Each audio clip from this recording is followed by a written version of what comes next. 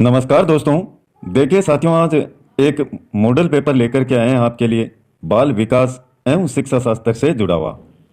चाहे REET level first की बात हो या सेकंड लेवल, दोनों के ही विद्यार्थी इस पेपर को दे सकते हैं।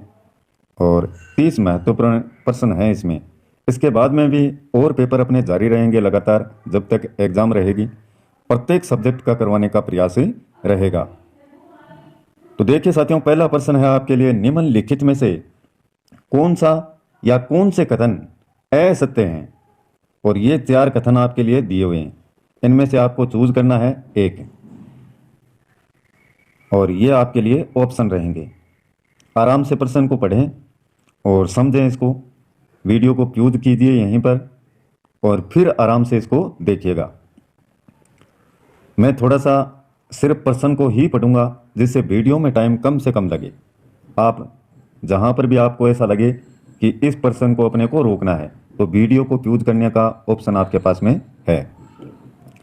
दूसरा प्रश्न रहेगा साथियों, खालिस्तान तब होता है या होती है जब परिपक्वता और अनुभव के कारण मनुष्य में कर्मबद्ध और प्रगतिशील परिवर्तन होते हैं, तो उसको क्या कहते हैं? वृद्धि कहते हैं, विकास, शारीरिक बदलाव या मानसिक परिवर्तन। तीसरा प्रश्न रहेगा, निम्नलिखित में से कौन सी बचपन की विशेषता नहीं है? इनमें से देखिए आप जो बचपन की विशेषता नहीं है। चौथा प्रश्न आपके लिए, प्रकृति एवं पोषण विवाद निम्नलिखित में से किससे संबंधित है? बहुत ही शानदार प्रश्न है। ये वही प्रश्न है जो साथियों पहले के एग्जाम्स में आए हुए हैं। अगला पांचवा प्रश्न रहेगा आपके लिए, प्रतिभाशाली बालक की बुद्धि लब्धि कितनी होती है? इनमें से देख करके आप चूज कीजिए कि प्रतिभाशाली बालक की बुद्धि लब्धि कितनी होती है। छठा प्रश्न है, स्कूलों को व्यक्तिगत भिन्नताओं का ध्यान रखना चाहिए, क्योंकि प्रत्येक छात्र को विशिष्ट महसूस करवाने हेतु, छात्रों के बीच के अंतर को कम करने हेतु, छात्रों एवं छात्राओं की क्षमताओं और प्रदर्शन को नहीं जानने के लिए या समझने के लिए कि छात्र सीखने में समर्थ है या असमर्थ क्यों हो रहे हैं। सातवां प्रश्न रहेगा साथियों, 16 वर्ष आयु का बच्चा बुद्धि लब्धि परीक्षण में 75 अंक प्राप्त करता है, तो उसकी मानसिक आयु वर्षों में कितनी होगी? इसमें से देखिए आप। आठवां प्रश्न रहेगा साथियों, प्रत्येक व्यक्ति का कार्य निश्चित योग्यताओं का प्रतिबिंब होता है। किसी विशेष कार्य को करने में व्यक्ति अपनी समस्त मानसिक योग्यताओं में से कुछ को प्रतिदर्श के रूप में चुनाव कर लेता है। यह सिद्धांत किसने दिया? इन ऑप्शन में से आपको एक चूज करना है। नौवां प्रश्न रहेगा, निम्न में से कौन सी व्यक्तित्व मापन की प्रक्षेपी विधि है?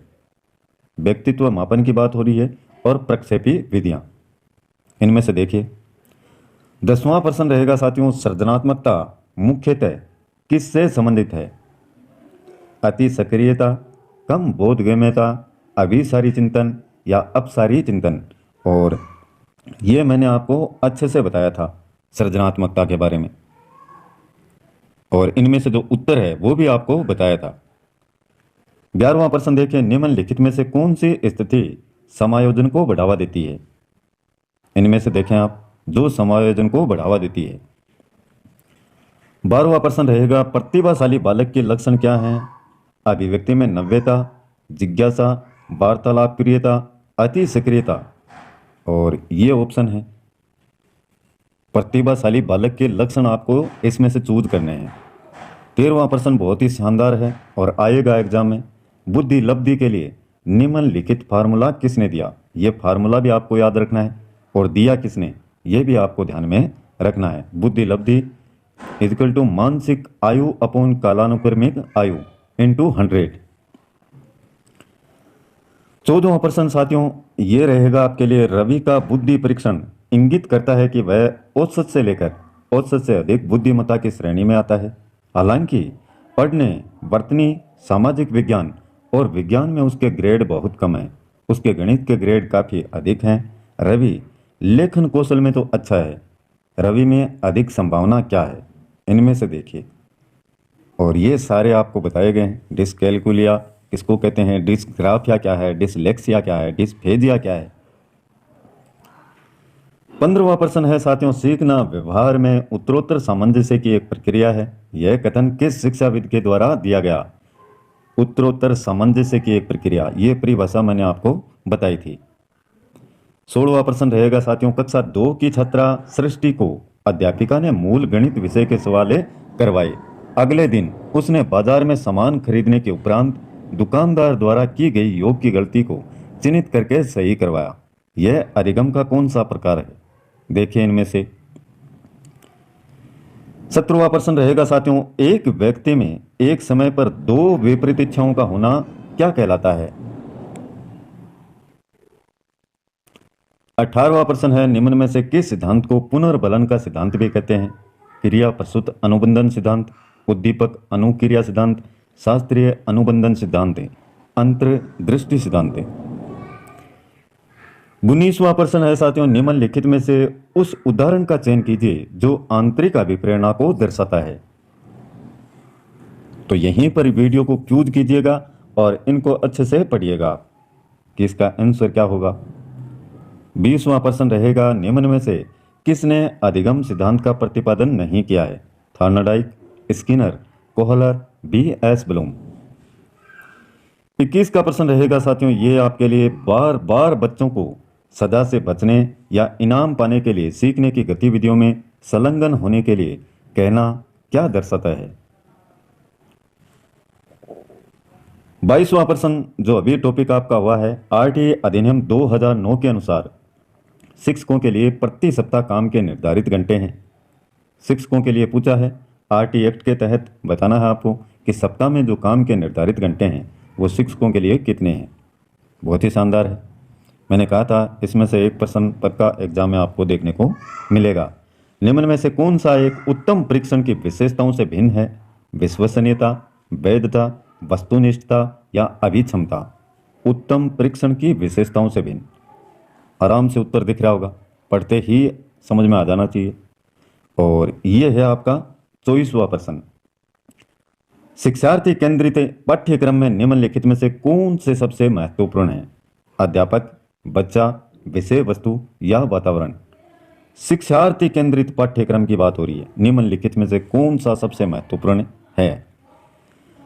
25 का प्रश्न रहेगा साथियों आपके लिए, एक चिंतनशील शिक्षक कक्षा कक्ष में ऐसी परिस्थिति उत्पन्न करता है कि छात्र इनमें से देखिए आप। और 26 का प्रश्न रहेगा, क्रियात्मक अनुसंधान का अर्थ है, ये पढ़ा दिया गया है टॉपिक आपको। एक अनुदैर्ध्य अनुसंधान, एक अनुप्रयुक्त अनुसंधान, एक शोध जिससे तत्काल समस्या को हल किया जा सके, सामाजिक आर्थिक उद्देश्य के साथ एक शोध। और 27 का प्रश्न है, NCF 2005 के अनुसार एक शिक्षक की भूमिका होनी चाहिए अनुमोदक, सुविधादाता, आधिकारिक या तानाशाह? ये भी टॉपिक करवा दिया है, ये भी करवा दिया है। 28 का प्रश्न साथियों, मूल्यांकन का उद्देश्य क्या होता है? ये भी टॉपिक आपको करवा दिया गया है।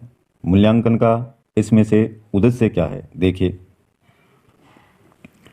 29 का प्रश्न बहुत ही शानदार है, ये हिंदी वाला देख लेते हैं आपके लिए। निम्नलिखित विकास के सिद्धांतों का उनके सही वर्णन से मिलान कीजिए।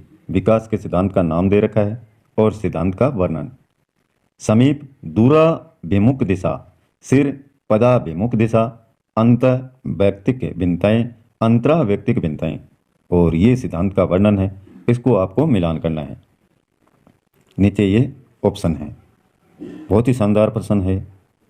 और 30 का अंतिम प्रश्न है साथियों, विकास खालिस्तान से खालिस्तान की ओर बढ़ता है।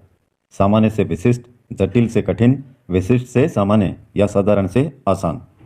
तो ये 30 महत्वपूर्ण प्रश्न उत्तर हैं साथियों। प्रश्न उत्तर नहीं, सिर्फ प्रश्न साइकोलॉजी के। देखते हैं इनमें से आपके कितने सही होते हैं। आंसर बहुत जल्द प्रेषित कर दिए जाएंगे इसके, और हो सकता है वीडियो के माध्यम से आपको क्लियर किया जाए इसको।